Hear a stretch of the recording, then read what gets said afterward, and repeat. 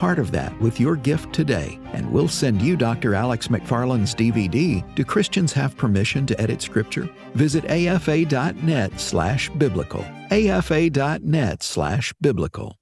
Jenna Ellis in the morning on American Family Radio. I love talking about the things of God because of truth and the biblical worldview. The U.S. Constitution obligates our government to preserve and protect the rights that our founders recognize come from God, our Creator, not our government. I believe that Scripture in the Bible is very clear that God is the one that raised up each of you, and God has allowed us to be brought here to this specific moment in time. This is Jenna Ellis in the morning.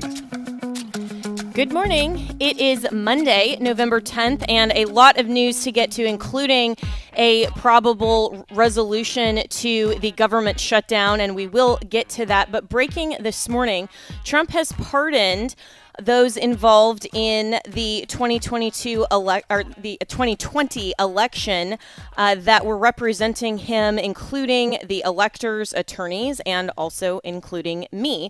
So Ed Martin, who is an attorney with the DOJ, posted this: breaking, President Trump pardoned the 2020 alternative electors. Thank you, POTUS, for allowing me as U.S. pardon attorney to work with the White House, along with Attorney General Pam Bondi, Deputy Attorney General Todd Blanche, and Solicitor General John Sauer to achieve your intent. Let their healing begin. Hashtag Federalist 74.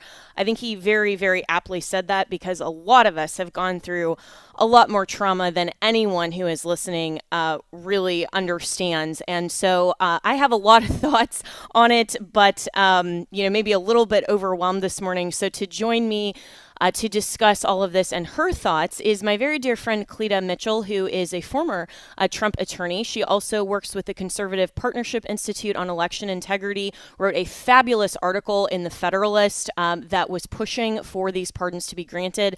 I know has done a lot of work on advocacy on our behalf. So Cleta, thank you so much, and good morning.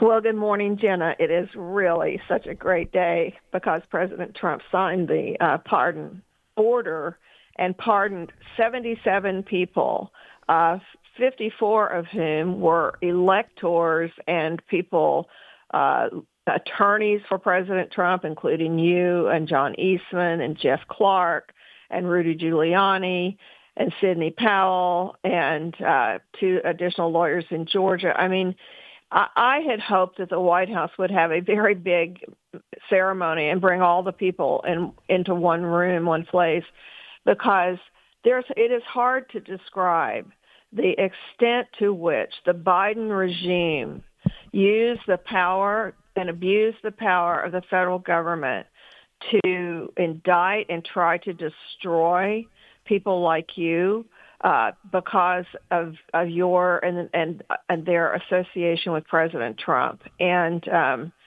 so I have been, people kept asking me, because I was one of President Trump's volunteer attorneys in Georgia in the post-election of 2020, which is where I first encountered you. And I was asked for several years after Fani Willis, the Democrat prosecutor in Fulton County, Georgia, convened that special grand jury and said she was going to go after people, and then in fact did go after people, including you, and indicted so many people, 18 people plus the president. And people would ask me before that indictment came down if I was worried about being indicted, and I just kept saying it's in God's hands. There's really nothing I can do about it. This is completely bogus. These are fake charges that she's developing, but I can't do anything about that. It's in God's hands. And so for some reason, God has a plan, and I was not indicted. But I said then I was going to do everything that I could do to help right the wrongs and help the people who were indicted in 5 states. And so I've been working with Ed Martin over the past several months when he went over to the Department of Justice to become the pardons attorney, among other hats.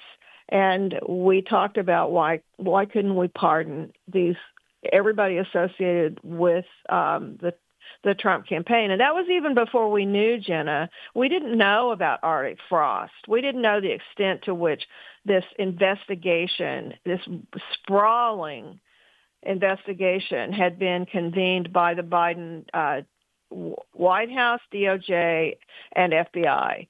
And once I started reading all those documents, I knew that we were on the right track, because I've always contended that these state charges were completely concocted by the Biden DOJ, and basically the state prosecutors were acting as proxies and at the behest of the Biden DOJ. And that's really what became clear in reading the Arctic frost documents, because the memo that created the investigation was all based on the electors, and it specifically said, even though actions took place in the states, the proper venue is Washington, D.C., the federal government, and these are and that's why there should be a federal investigation. So to me, that just validates our belief that is documented in a 15-page pardon memo from Ed Martin,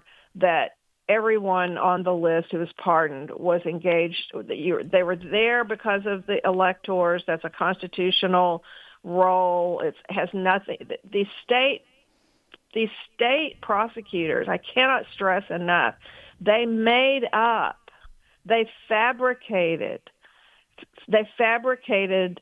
laws and charges, laws that they contend were broken, and that it was all just completely fabricated. And so I'm really proud of the president for standing up and issuing the pardons. I'm proud of Ed Martin for having the courage internally and externally to push for that this justice be done. And now I want the investigation to get underway, to find out the role of exactly how all of these four state Democrat AGs and the Democrat Fannie Willis in Fulton County, Georgia, how they were orchestrated. We need to prosecute. We need prosecutions of these people and their intent. And I received on Saturday, I'll just stop with this, from Christina Bobb, who was a reporter at the time of the election. She didn't even go to Arizona, but she was indicted in Arizona. She's now an attorney with Judicial Watch, and she filed an 8-page whistleblower complaint that shows that Chris Mays, who is the Attorney General, the Democrat Attorney General of Arizona, how she was just doing the bidding of Norm Eisen, who was working with the Justice Department, and how just after she had filed the criminal indictments in Arizona, that somehow Chris Mays received a $200,000 contribution to her reelection campaign from a left-wing group associated with and founded and run by the Democrat Attorney General's Association, when before they'd given her $25,000. That was the maximum they'd given before. And how Norm Eisen is associated with the group that gave the money to Chris Mays' reelection campaign. And Norm Eisen and his 501c3 actually wrote the charging memo and the briefing and did all of the legal work that they concocted to bring the charges in Arizona. So now Judicial Watch is also seeking documents from Wisconsin and Michigan and Nevada, piecing together that this was all concocted, fabricated, and orchestrated by the Biden regime. Wow. And there is so much corruption, I believe, that is yet to be uncovered. And the Arctic frost investigation is maybe the tipping point of finally getting to the truth here. But it's very important, Cleta, to see how all of these state level attorneys general and prosecutors were working at the behest of the Biden administration in terms of what the pardons practically implicate legally, because what I've received from a number of reporters and questions, of course, this morning is, well, these were state level charges. How does a presidential pardon apply? Well, I think it's really important to read the memo that and send it to any reporter who asks you the questions. Tell them read the pardon memo. It's 15 pages. Number one, it documents the problems of the 2020 election. That it isn't just a screed. It is actual factual recounting of here are the facts that gave rise to the actions in the state, and then there's a very thorough analysis of the constitutional role of the electors, which are not state. They are not state actors. These are federal positions. The Constitution of the United States and the Federal Electoral Count Act of 1887 governs what the electors do. So the federal law and the Constitution preempt these state charges. They should never have been brought in the first place under state law. And if you read the memo that Christopher Wray wrote to Merrick Garland in April of 2022 to open Arctic Frost, and you read the FBI opening memo saying we've gotten approval to open this sensitive investigative matter, it specifically states in the FBI and DOJ documents that even though these actions of the electors took place in these 5 states, these are really federal in nature, and venue is appropriate in Washington, D.C. So none of the reporters who are calling and asking you that question have read the first word of the pardon memo. They haven't read the first word of the Arctic Frost documents. They need to go read those, and that's what you should tell them. Have you read the FBI's opening memo as to when they opened the investigation under Arctic Frost? And there's a whole discussion of why this was federal. The electors are federal, even though the actions took place in the states. All of this was federal. But what happened, here's what I think happened, Jen. I think that the facts will bear me out on this. I think that what happened was when Arctic Frost was opened, the whole premise of it, the predication, which is what it's called in the FBI language, was the electors and the actions that took place in the states. And again, the memo says, even though the actions took place in the states, these are federal in nature. And I think that what happened was that things just didn't move quickly enough for Jack Smith. Remember, Arctic Frost was opened in April of 2022. And in November of 2022, President Trump announces he is running for re-election. Well, all of a sudden, now Jack Smith is really under a clock, because his intent, the Biden regime was intent upon indicting, trying, and convicting President Trump before the 2024 election. And he was hell-bent to get that done. And I think what he realized is, along the way, the people who were orchestrating this realized we don't have time to do all of the electors and the president, everybody in Washington, D.C., we need to reorganize. And I think that's when they concocted with Norm Eisen and probably others, maybe Mark Elias, to have the state AGs and Fani Willis bring charges against the electors, the lawyers, everybody associated with the president, and to get those brought under state law so that Jack Smith could focus on getting the president indicted and tried and convicted before November of 2024. I think that's they decided they needed to split the workload, and so you literally had Norm Eisen, who is working with at the highest level of. He was a former DOJ attorney. He very close to Obama and Biden and everybody in that DOJ legal world, controlled by the very far left of the Democratic Party. And he was very open about, we could do all this at the state level. And he literally proceeded to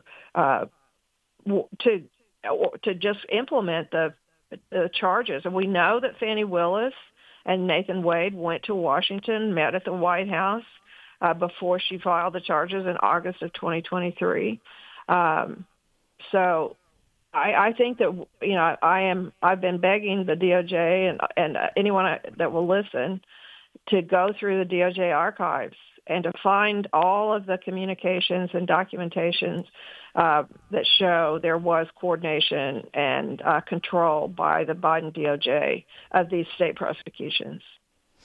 And I'm speaking with Cleta Mitchell, who's the Senior Legal Fellow for the Conservative Partnership Institute. You can follow her at Cleta Mitchell, and you really need to read her article on this in The Federalist that is online now. And Cleta, it never ceases to amaze me how the Democrats do always exactly what they falsely accuse Republicans of doing.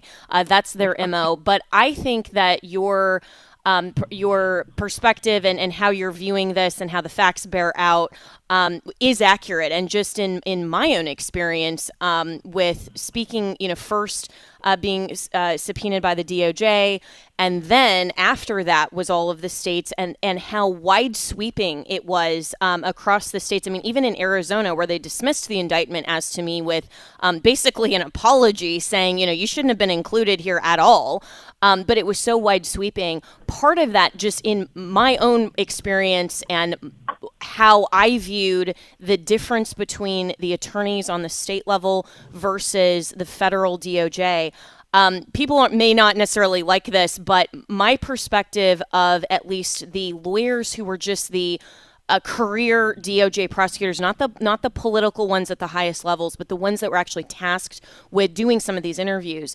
I was actually impressed with the level of detail of the DOJ lawyers and how they wanted to get it right. And it may be that they realized they weren't getting it right. And who knows if there was some kind of internal pushback. But the difference between the level of detail on that level versus how wide sweeping the states were to just anybody who's remotely associated with Trump, let's just include them. The states, I think, were willing to do what maybe some in the DOJ were not. Well, I don't know that I would. I think the DOJ, I'm not giving any passes to the Biden DOJ. You're more generous than I am, Jenna, well, some of them worked prior to Biden, so that's what I'm saying. I don't think it's the highest level. Right. I think some of them who were there tasked with this, that were actually trying to do their job. Well, plus let's be clear here. The states conducted no investigations. They really didn't have any investigation. All the facts, quote unquote facts, what they did, I believe very strongly that this will all come out. Hopefully it will come out. Hopefully the Trump DOJ is actually working on following through on this. But I think that what happened was that the FBI investigations and the DOJ investigations were just turned over to the states. And they, as I said, Christina Bobb, who was not in Arizona, that's the thing. And she was also swept into it by mistake. But she's a Marine JAG attorney. She's no slouch. But she did all this research, and it shows that Norm Eisen swept in. He has this organization called States United for Democracy, and he came in, brought his traveling roadshow to Arizona, and I'm sure that they wanted to sweep in anybody that was close to President Trump, whether they had anything to do with Arizona or not. And I don't think that the attorneys in the Democrat AG's offices, they didn't have any idea what was going on. They had no facts. They had conducted no investigation. None of this was their idea. So I think it's very interesting, your perspective on that, having dealt with both the DOJ attorneys and the state attorneys, the attorneys from the state AG's office, because I don't think they had a clue about what was going on. Their boss just was asked by the people at the Biden administration to file these charges. And I think that's what happened. That's what happened in two of the states. In Wisconsin, the Wisconsin Attorney General said publicly, there is no state law under which I could prosecute the electors. He said that publicly. And the Attorney General of Nevada said in May of 2023 and again in September of 2023, Aaron Ford, the Democrat Attorney General of Nevada, said there's no state law that I can where I can prosecute these electors. And then somehow between having said that twice publicly and then between September and December of 2023, then he files charges against the electors. And then that was dismissed because the judge, because it was the wrong venue. The court granted the dismissal. He appealed. That was just heard. That appeal was just heard in August. And then last year, just before the statute of limitations expired, he came up with another set of charges and charged the electors with forgery. Well, they didn't forge anything. They signed their own names. I mean, that's how crazy these charges are. And so I want the rest of the story. The picture is beginning to emerge. I want the facts from the Biden regime's work and how Norm Eisen and others just concocted. They took facts and then shoehorned facts into trying to come up with a crime, which is the opposite. It is the opposite of the way things are supposed to work. First, you are supposed to identify a prosecutor. This is basic criminal procedure 101, freshman year in law school. First, you identify a crime that's been committed, and then you ascertain whether there are facts that support that this person committed that crime.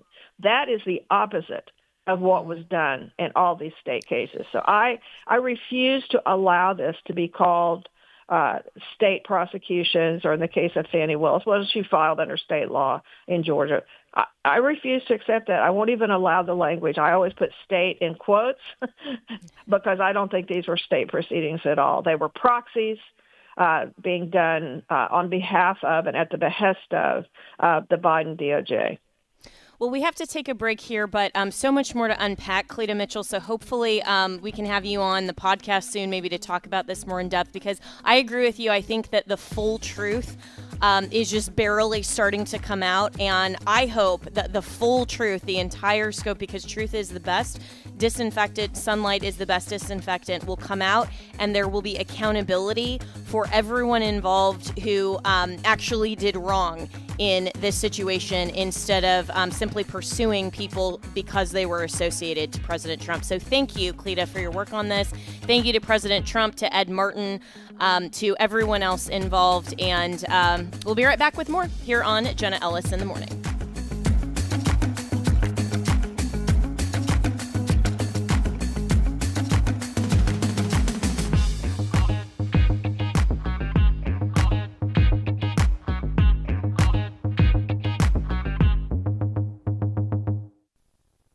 If you are 65 or older, you know this, inflation is hitting everyone hard right now, especially when it comes to healthcare. Over the last 10 years, healthcare costs have skyrocketed by, get this, 230%. If you have Medicare Parts A and B, you know there are still out-of-pocket expenses like deductibles and copayments, and they really add up. But here's some good news. MediShare 65 Plus is designed to fill in those gaps and help protect you from rising healthcare costs. At only $99 per month up to age 75, you get peace of mind at a price you can afford. And MediShare is trusted, too. It's been around 30 years. It's not some big impersonal thing. It's a community of people helping each other, business owners, pastors, retirees. People love it. MediShare 65 Plus just makes sense. To learn more, give them a call. They're great to talk to. They'll offer to pray with you each time you call, too. Call now. 833-45-BIBLE. That's 833-45-BIBLE. 833-45-BIBLE. Hello, everyone. I'm Tim Wildman, president of American Family Association and American Family Radio. Hey, 2026 is your year to go with us on one of our Christian Heritage Tours. We've got some dynamite tours lined up for 2026.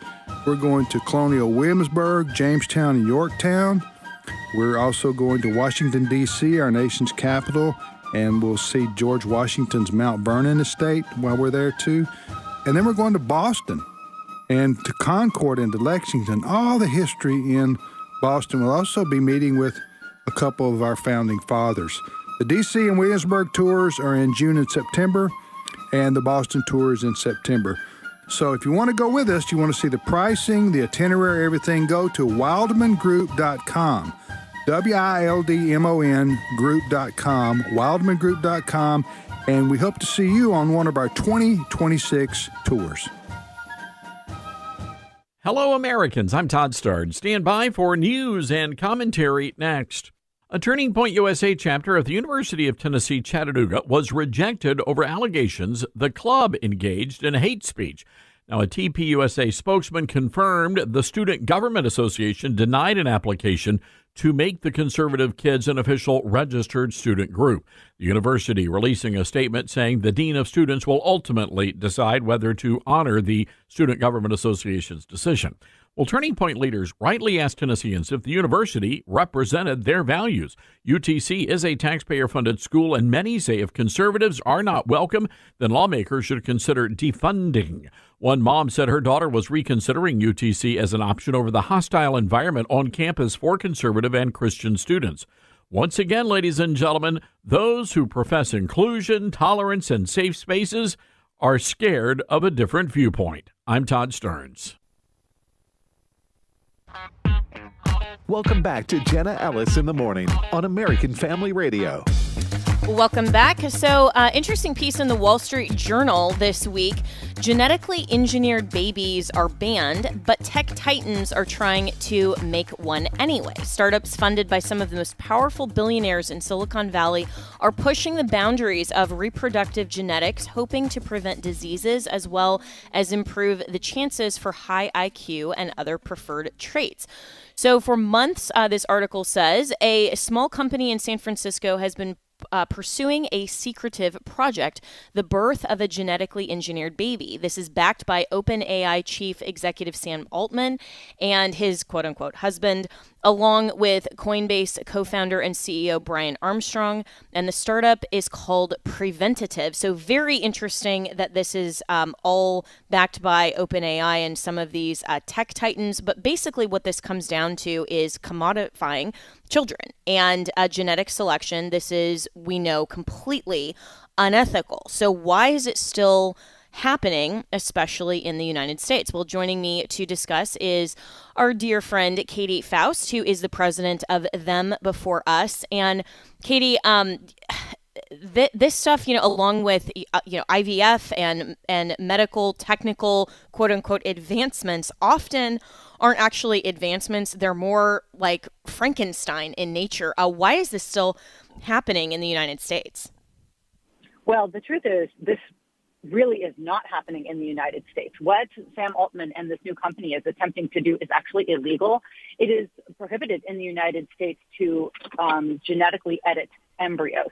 Now, there's a lot of horrifying things that are allowed in the name of reproductive technologies. We already have companies like Orchid that will allow complete genome screenings of embryos so that you can discard the undesirables, or the ones that don't have the kind of characteristics, or the ones that might be at risk for things like early baldness or some kinds of blindness. I mean, so it's perfectly legal to get rid of undesirable embryos.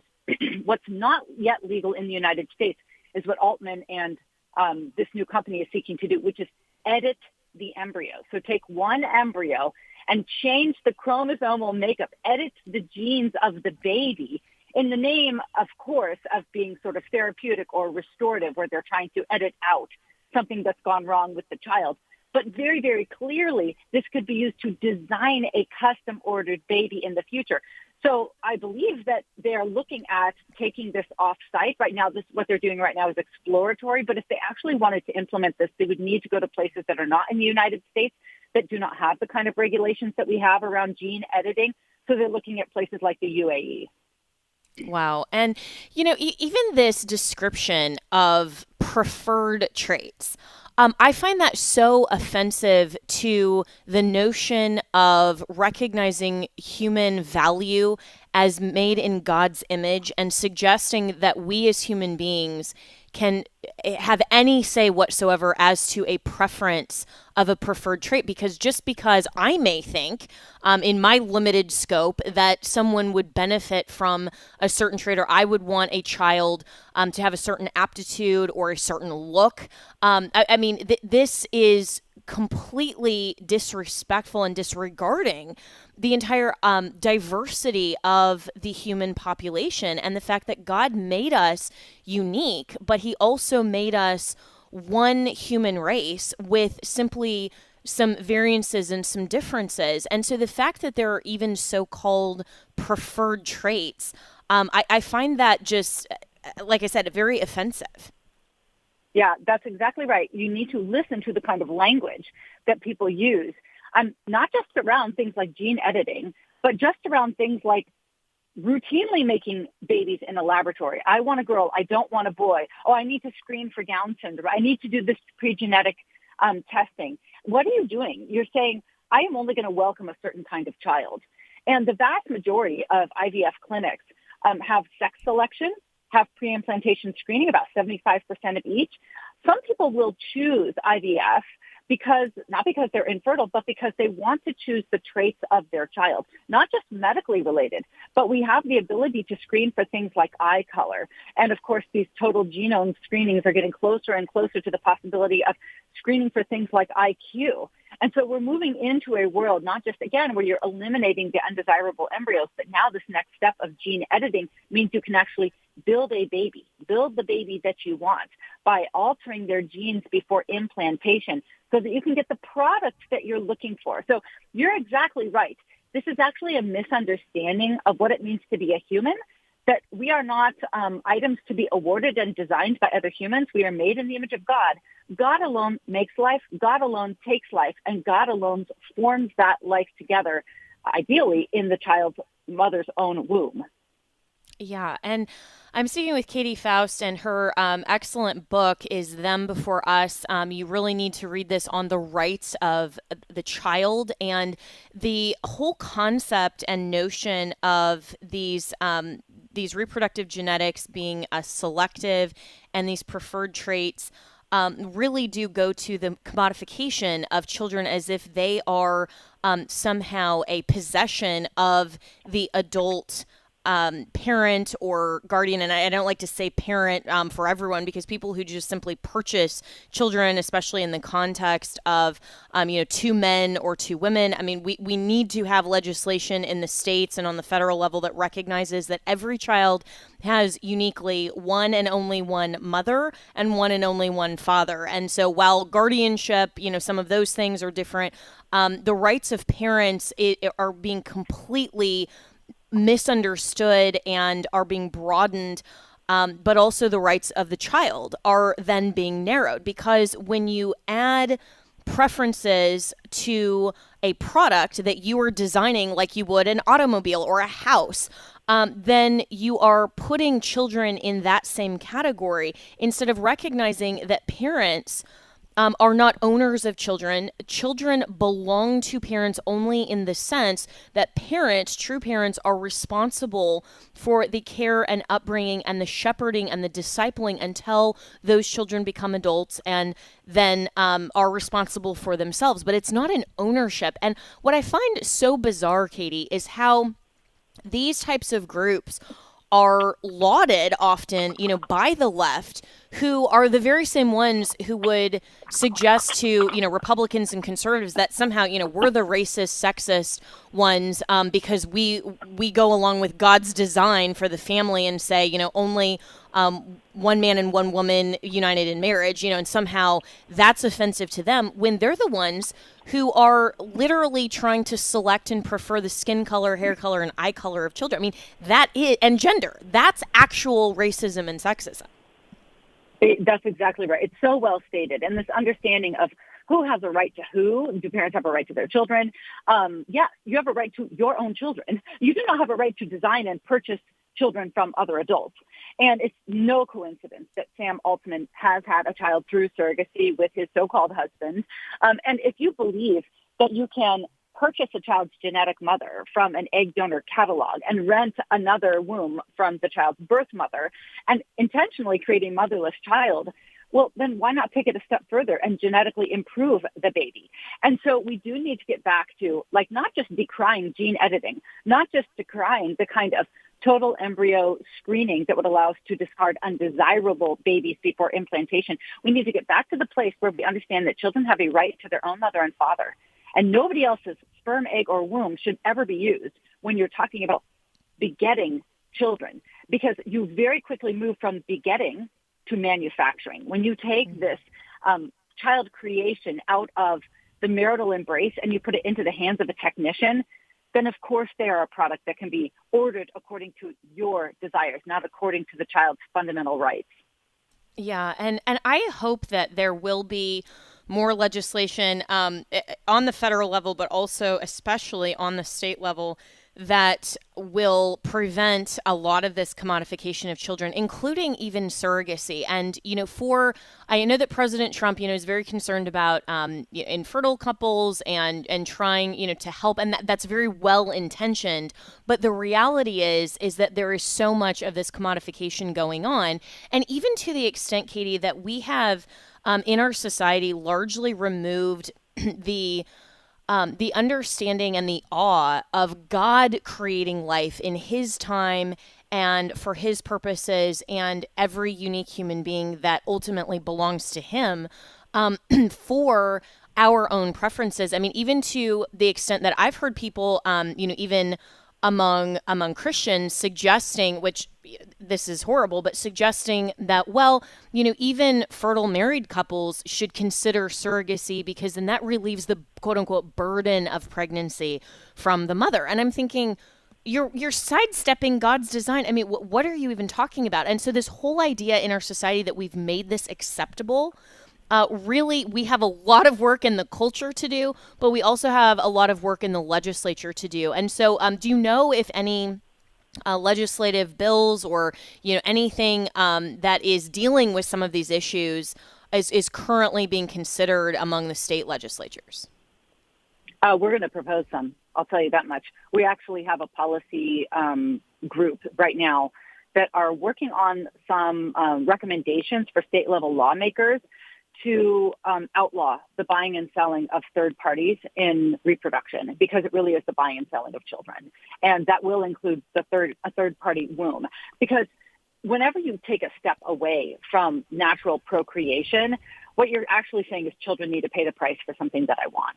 Children need to lose their mother or lose their father or lose the bond with their birth mother. They need to lose their right to life because they're edited or screened out of existence. It's always children that pay the price when we reject God's design for the family, whether that is the permanence and, by embracing no-fault divorce, whether it's rejecting mothers or fathers in the name of gay marriage, or whether it's rejecting having God make the baby and not a fertility doctor. Kids always pay the price when we step away from God's design. And as Christians, we should be primarily concerned with justice for the least of these. And unfortunately, in the area of marriage and family, and especially reproductive technologies, we are seeing injustice for the very least of all of us, like unborn children that cannot fight for themselves. So yes, be on the lookout next year for new policy recommendations on a variety of different states that are going to stop the commodification of children in the name of, even just in the name of helping infertile couples. Like, no child should be bought, sold, commodified, deleted out of existence just because an adult really wants something.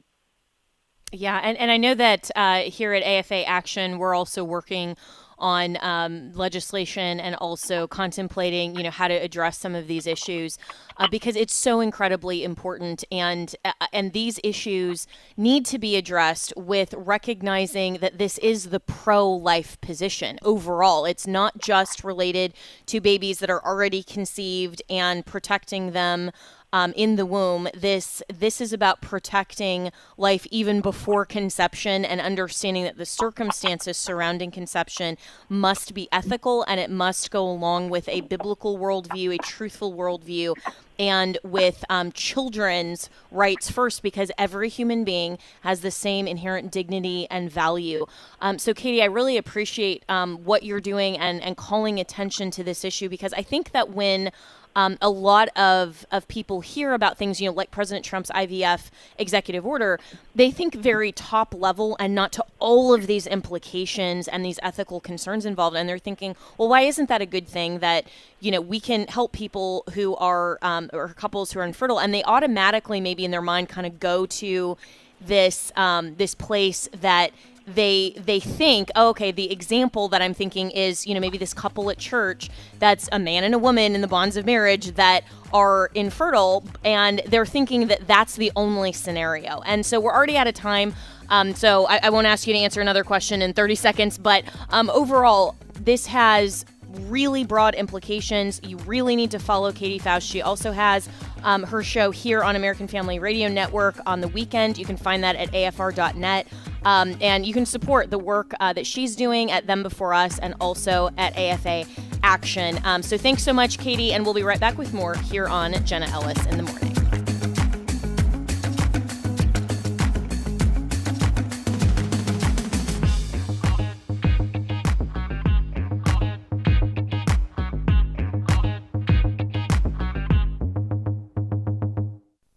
Every weekday, strengthen your family and your faith with Family Talk. I had the same brain when I was at the bottom of the class that I had at the top of the class.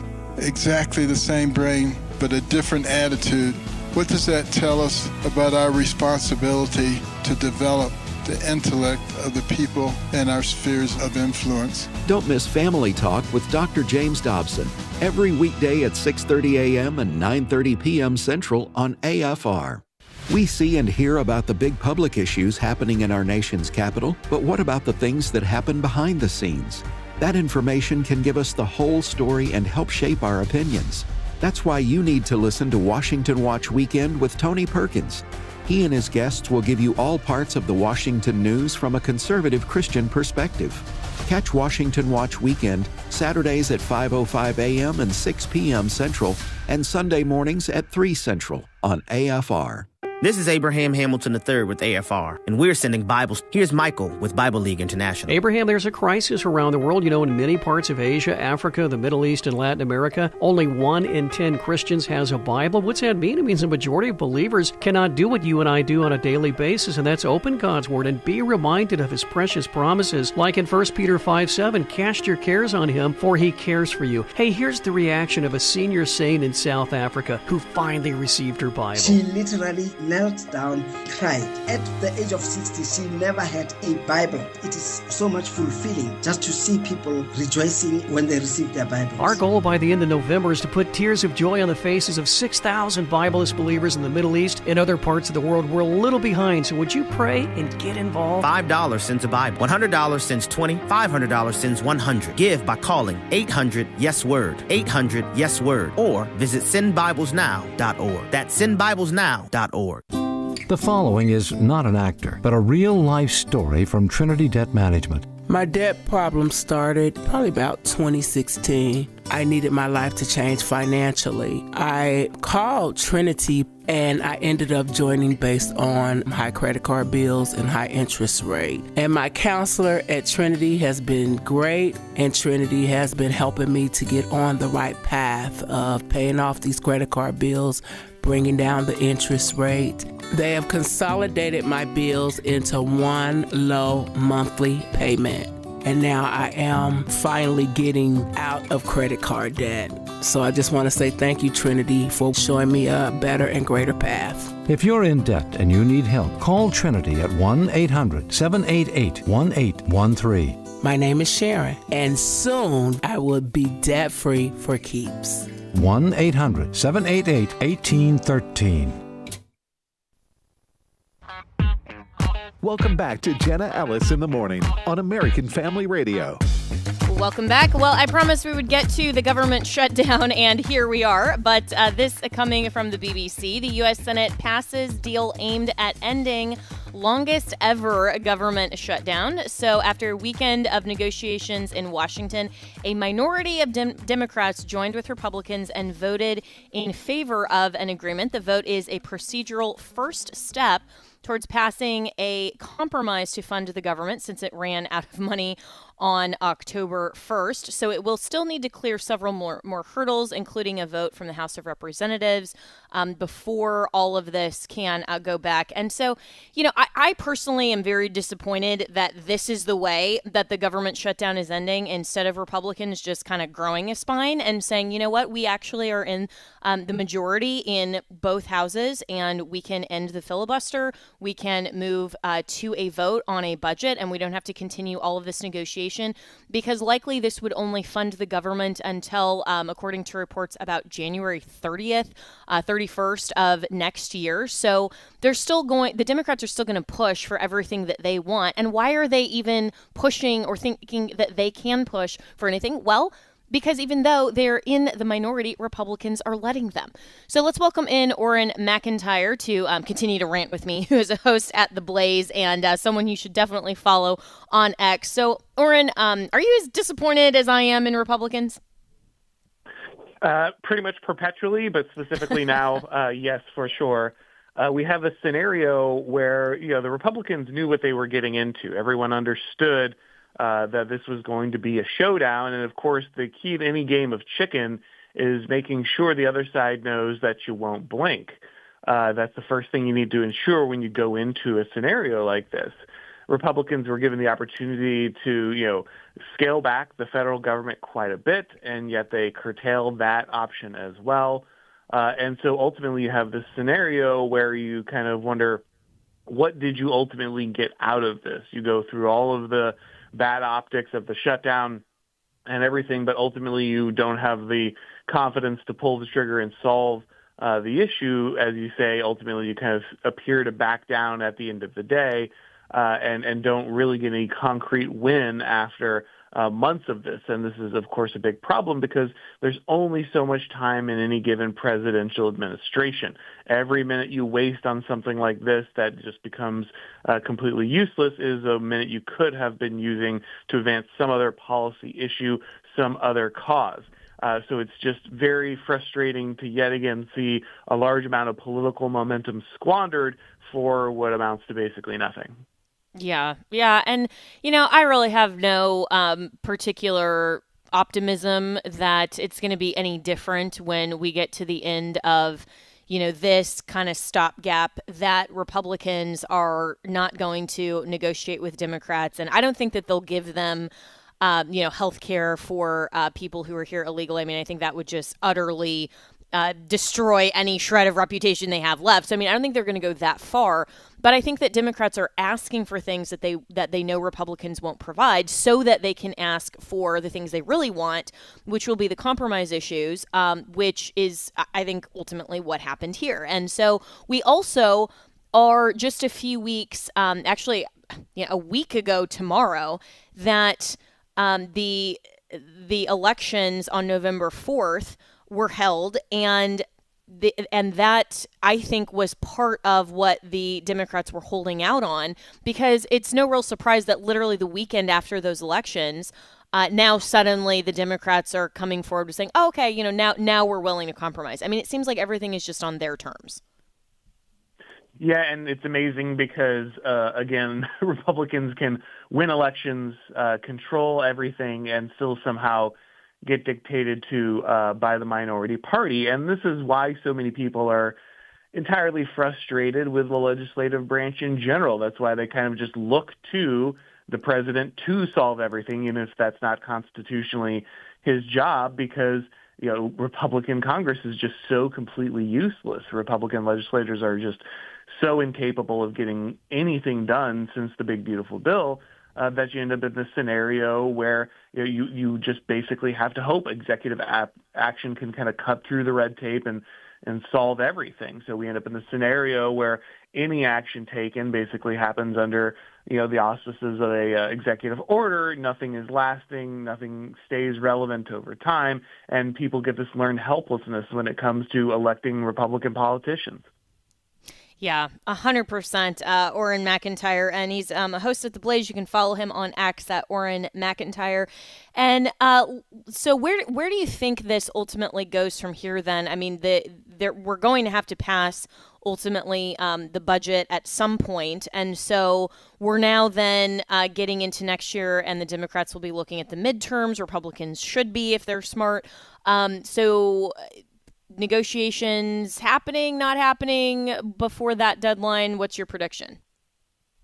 I imagine ultimately that the Democrats are going to continue to, kind of hold things hostage. I don't really see a lot of negotiation, a lot of wiggle room. I think that ultimately they've just become obstinate and are uninterested in, the business of running the government so much as opposing Donald Trump. Giving Trump anything he wants is the worst thing possible. And of course, they feel like they're in the position where if they can't get everything, they can at least dictate a shocking amount of the process. So that would be my prediction.